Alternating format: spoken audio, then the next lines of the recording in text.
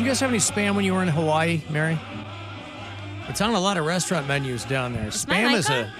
Oh, sorry. My headphones, I don't know if it's his headphone jack or whatever, but my headphones have been going out like multiple times a show. And then I think... Maybe you just need to jiggle it. I have been.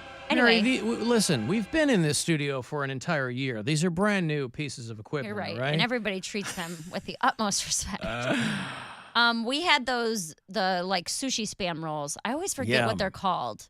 But they have them everywhere. It's just basically Spam, rice, and sushi wrap. Yeah, Spam has been a staple in Hawaii since the Second World War. And with all of the wildfires going on, I was reading about Hormel, which is the company that makes Spam. I remember going to the Spam Museum. Is there a Spam museum? Yeah, I went to it. I talked about it. I remember that, but where is it? It was like an hour east or I think west of Duluth, not Duluth. Where's Goonies, Mary? Rochester. Rochester, Minnesota. Yeah. Okay. And it was Austin, Minnesota is where it is there. Wow, look at that. The Spam Museum. Spam Museum. Spam Museum? Is that what it's called? Spam Museum. Spam Museum. Whoa, Black Betty. Spam Museum. Hormel is donating $1 million worth of Spam to the island of Maui. That's about 264,000 cans. I only enjoyed Spam when it was fried. Yeah, that's right, because good. otherwise some people, I had a friend who would give you the Spam and he'd eat the jelly. Oh, don't do that. I don't like that. With a spoon? No. I love a good fried Spam sandwich. It's pretty good. I haven't had one in a billion years. You got to get a good crust on it. Right. You get that crunchiness so that you just saute your Spam. Mm-hmm. People of Hawaii have a special place in the history and the heart of the Spam brand, said one of the heads of Hormel. You don't have to refrigerate it, so it's a perfect item to have in your bomb shelter or your rapture shed. Do your parents maybe have cans of Spam on hand? They definitely did when I was a kid. I haven't checked out their inventory in the past 25 years. Right. But are they preppers? No, they have to be, right? It's like a church requirement that you should have a food storage. So they have like grain and rice and all this like part of LDS food. Is they have to have some of that stuff, right? You're supposed to have it. It's not that you have to, but Why? it's good to be prepared in case the rapture comes. Yeah, but you would be going to heaven if but you were in the might be rapture. peckish for the trip. There might be bad things first, so it's just an emergency preparedness type thing to. And by the way, for people who have the means, there's no downside to doing that. Right. No, I get that. But then every 10 years you have to eat it all. No, right? they just yeah. You just throw it away? That's what they end. That's a waste. But it's shelf stable. You can keep them beans forever, baby. Yeah, and it's all like dry packed goods. I've got not my anything you really want to eat unless you absolutely have to. I've got my Jim Baker Doomsday buckets. So you use them as a coffee table yes. until you need them. When I'm done eating the beef stroganoff, I can use it as a chair. And it's comfortall. I can wad up some paper towel to use as a cushion. I'm very much looking forward to the apocalypse under those circumstances. So Hormel has sent a bunch of Spam to Maui. By the way, speaking of which, before I move on from the sandwich thing, I've gotten a handful of letters along these same lines. Alan, I thought you were joking about your BLPs, my bacon, lettuce, and peach sandwiches. All these people wrote me and they go, I thought you were kidding. I thought you were doing a bit. Now, of course, the reason they thought that, Bill, is because I'm hilarious. And that's a very funny thing to say. And it's very difficult to tell when you're so funny that people can't tell when you're joking. I have a very good poker face. It's not a joke. That's right. Right. My daughter says, Dad, you don't have to joke about everything. And I said, what good is life if I can't be making jokes all the time? What else is there? Anywho, a lot of letters from people who ended up making one and loved it. I mean, the flavor profiles make sense. Cured meat and fruit, baby. Yeah. Same thing with prosciutto melone. That lady slipped on that prosciutto. I don't know if she was reaching for a piece of melon to go with it. Alexander used spinach instead of lettuce. See, I like that too.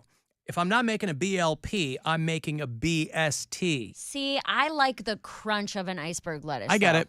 But I just like the spinach because it's better for you. It is. If I'm going to eat bacon, I got to balance it with something. Spinach in a salad, sure. On a sandwich, I want iceberg, nothing lettuce. I understand. Before we move on from the Maui thing, have you guys seen the conspiracy theory going around about how this was the Illuminati setting the fires? Because I did see that. Because I guess Oprah bought like $600 million worth of land, and a lot of it was in Lahaina, like right before all the fires happened. Well, they are trying to guard against what's happening now is they're worried that all these, you know how basically every city is dealing with venture capital companies coming in and buying up land for pennies on the dollar. They're worried about it in East Cleveland, you know, and they're worried about this in Hawaii and Lahaina. They're trying to guard against outside companies scooping up all the land and then building stuff and pricing people out. What I thought you were going to talk about that I thought was funny were all the conspiracy theorists about the one house that wasn't touched.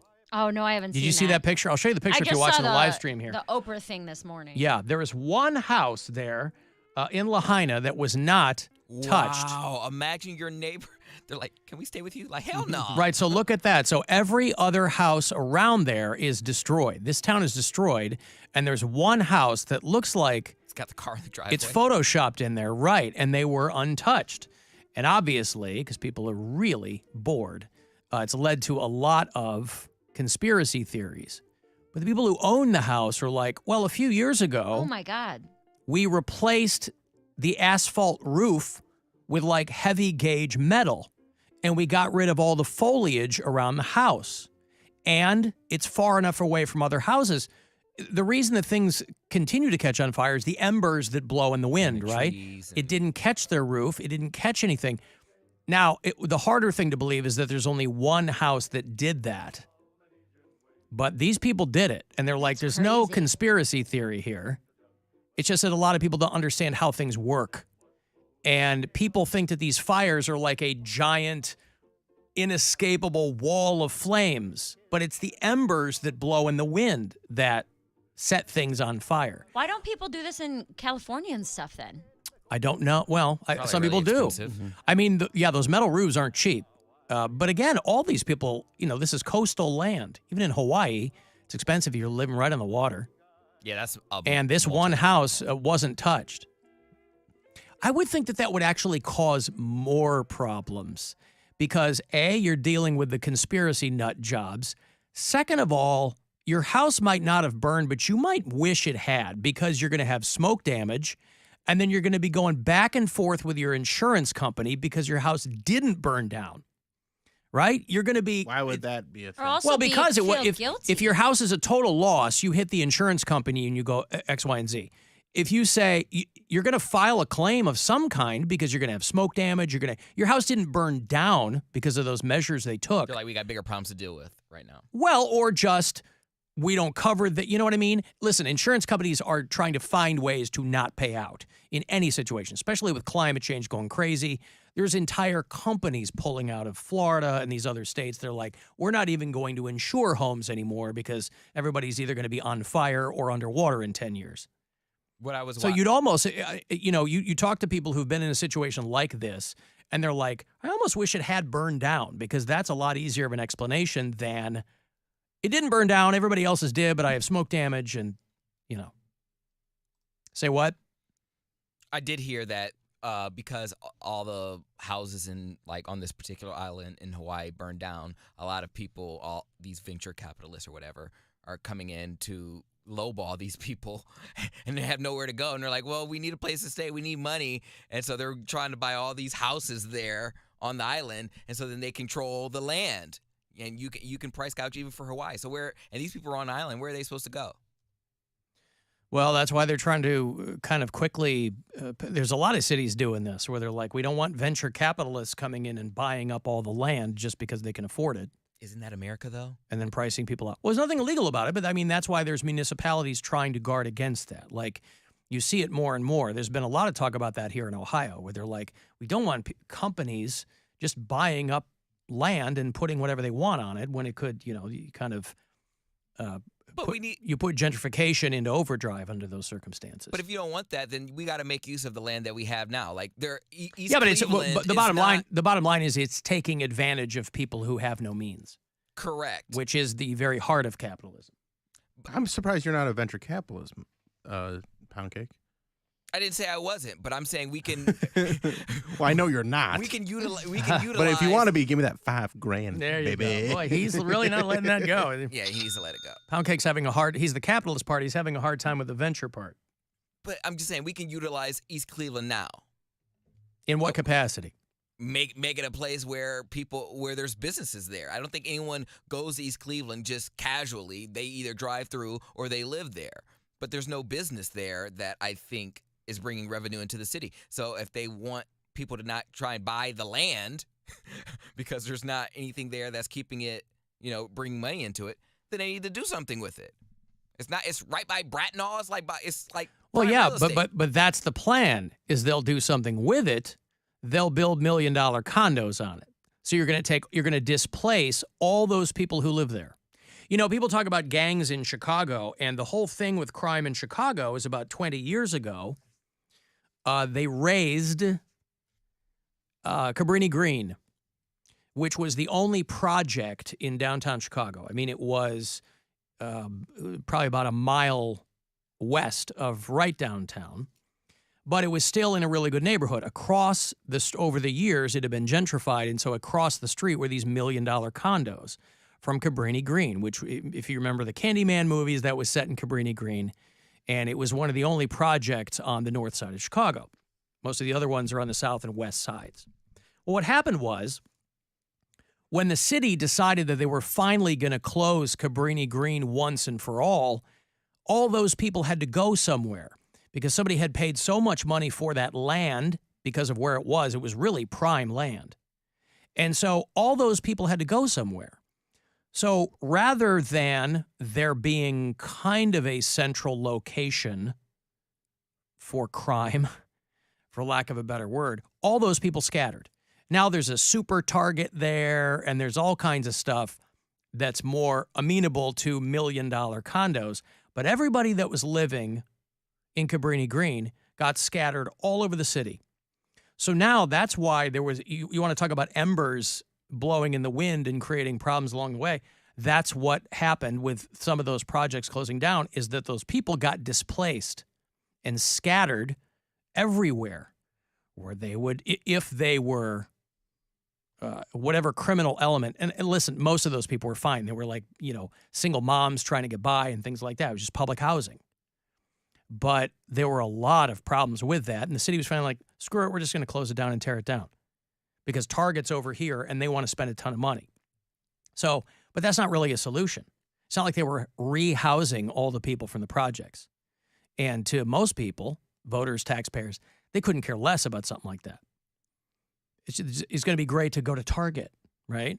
But all those people had to go somewhere. And so that's why you had this kind of sea change in the city with respect to low-income people that were all kind of in, and it's not the only projects. There's dozens of projects around Chicago, but that was kind of the central primary one that really began to cause problems for other parts of the city, because those people that were part of a criminal element from the projects would scatter, start setting up their own thing, and it just exacerbated a problem. So you want to talk about companies coming in and buying stuff in East Cleveland.